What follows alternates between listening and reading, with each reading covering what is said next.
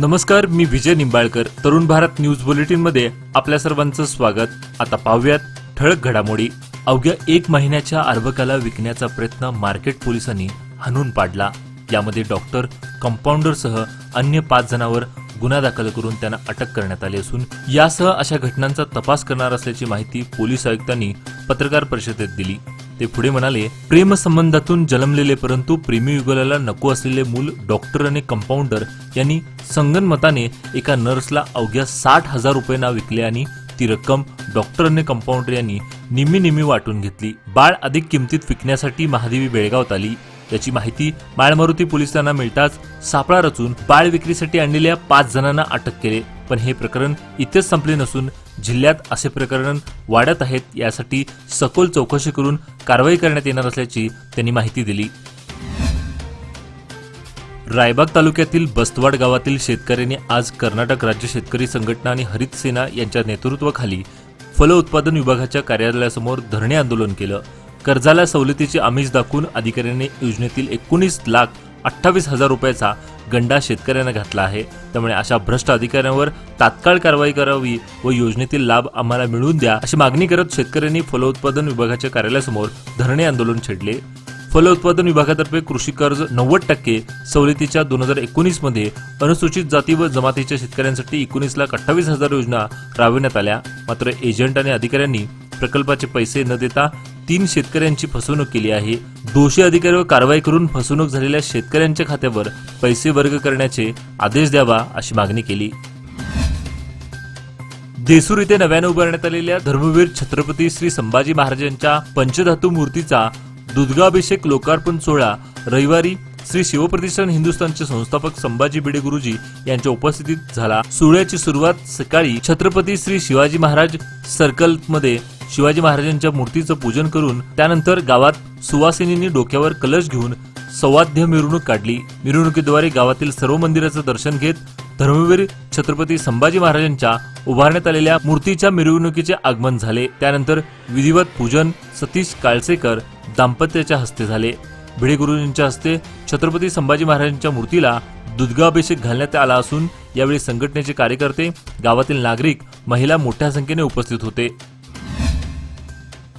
येळ्ळूर वेशीतील महाराष्ट्र राज्य येळ्ळूर हा फलक हटवल्यानंतर येळ्ळूरच्या जनतेला अमानुष मारहाण करून 7 खटले दाखल करण्यात आले. त्यापैकी एका खटल्यातील 19 आरोपीवर तब्बल 9 वर्षानंतर आज सोमवारी आरोप निश्चित करण्यात आले असून येळ्ळूर येथील महाराष्ट्र राज्य येळ्ळूर फलक प्रकरणातील एका खटल्याची आज सोमवारी सुनावणी होऊन सीसी क्रमांक 126 मधील 24 पैकी 4 जणांना वगळून इतरांवर दोषारोप पत्र दाखल करण्यात आले असून न्यायालयाच्या तर्कांना वारंवार गैरहजर राहिल्यामुळे खटल्यातील काहींना वगळून इतरांवर आरोप निश्चित करण्याद्वारे हा खटला स्वतंत्रपणे सुरू करण्यात आला आहे.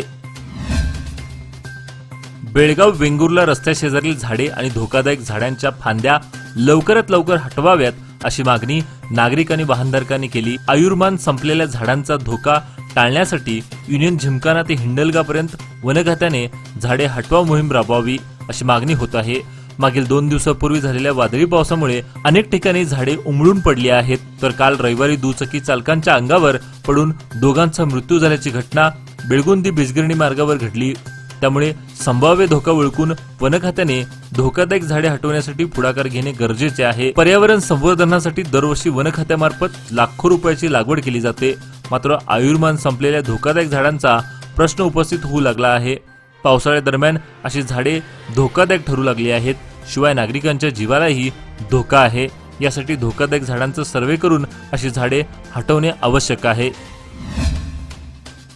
शहरातील वाहन चालकांना आता वाहतूक नियमाचं काटेकोर पालन करावे लागणार असून एकेरी मार्गावर वन वे नियम तोडून विरुद्ध दिशेने वाहन चालवणाऱ्यावर थेट पोलीस कारवाई केली जाणार असून पोलीस आयुक्तांनी प्रसिद्धी दिलेल्या पत्रकानुसार शहरातील 8 एकेरी मार्गावरील वाहतुकीबाबत सूचना करण्यात आल्या. त्यामुळे शहरातील 8 एकेरी मार्गावर यापुढे विरुद्ध दिशेने संचार करणाऱ्यावर वाहतूक पोलिसांकडून कारवाई केली जाणार आहे. यामध्ये किर्लोस्कर रोड, केळकर बाग, अन्सूरकर गल्ली, रामदेव गल्ली, गणपत गल्ली, Kalmat road, Nehrunagar second cross, Nehrunagar third cross या मार्गावर कडक नियम लावण्यात आले आहेत.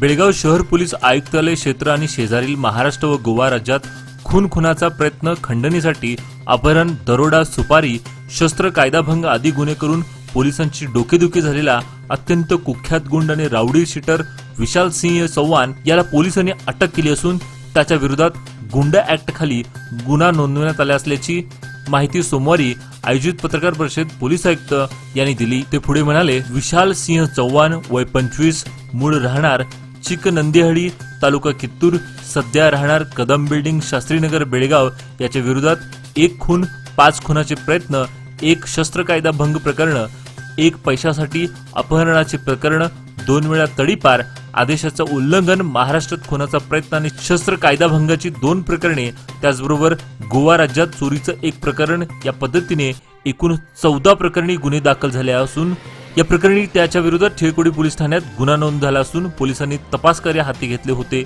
त्यानुसार पुन्हा विशाल सिंगला गुलबर्गा येथे हलवले आहे अशी माहिती पोलिसांनी दिली.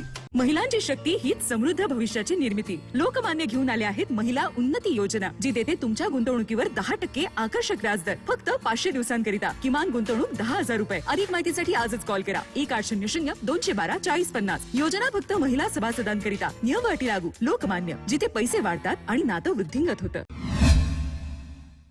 बेळगाव लोकसभा निवडणुकीचा निकाल पाहिल्यास भाजप आणि महाराष्ट्र एकीकरण समिती एकत्र दिसत होते. गेल्या 25 वर्षांपासून बेळगावमध्ये काँग्रेस, भाजप आणि महाराष्ट्र एकीकरण समिती यांच्यात तिरंगी लढत होती. मात्र यावेळीच तसं झालं नाही. पराभवामागे अनेक कारणे आहेत, त्यामुळे हा पराभव नम्रपणे स्वीकारणार असल्याचं मत महिला बालविकास मंत्री लक्ष्मी हेब्बाळकर यांनी स्पष्ट केले.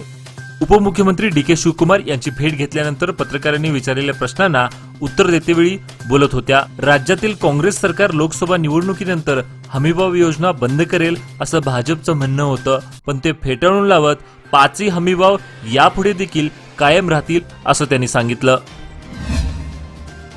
शिवबसवनगर बेळगाव ब्रानी स्टार शाळेजवळील रस्त्याची अवस्था दयनीय झाली असून बिघडलेला फुटपाथ रहिवाशांसाठी आणि प्रवाशांसाठी एक महत्त्वाचा चिंतेचा विषय बनलाय, ज्यामुळे सुरक्षेला धोका निर्माण होत आहे.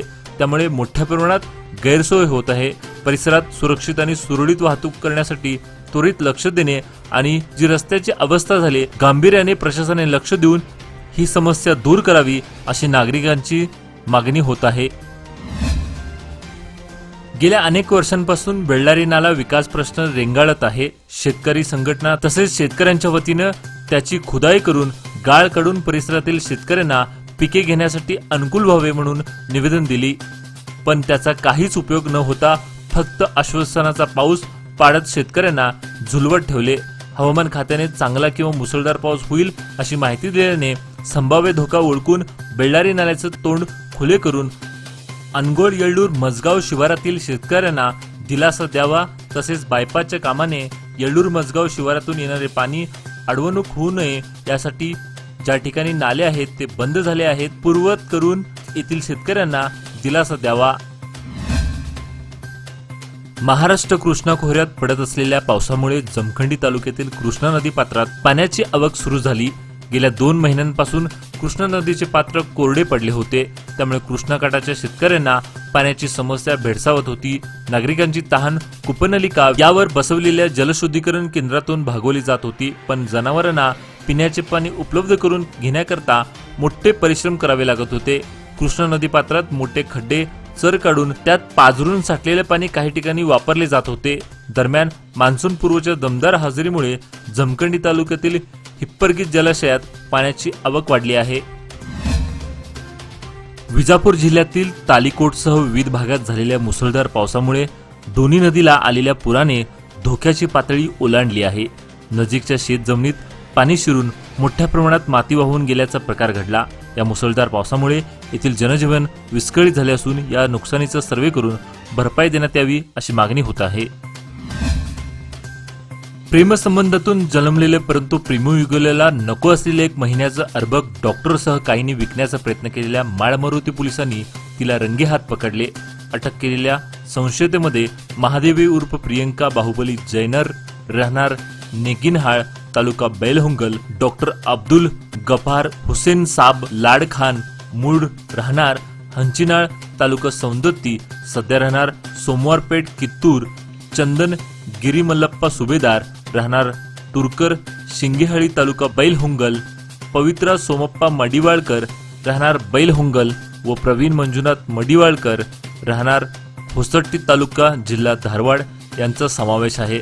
घटनास्थळी आरोग्य विभागाचे अधिकारी दाखल होऊन दवाखान्याचा कुलूप बंद करण्यात आला असून त्यानंतर परिसरातील रहिवाशांकडून माहिती घेण्यात आली. आजचे बातमीपत्र इथेच संपले. अधिक माहिती व ताज्या घडामोडीसाठी पाहत राहा तरुण भारत न्यूज चॅनल. तसेच आमच्या चॅनलला लाईक, शेअर आणि सबस्क्राईब करायला विसरू नका.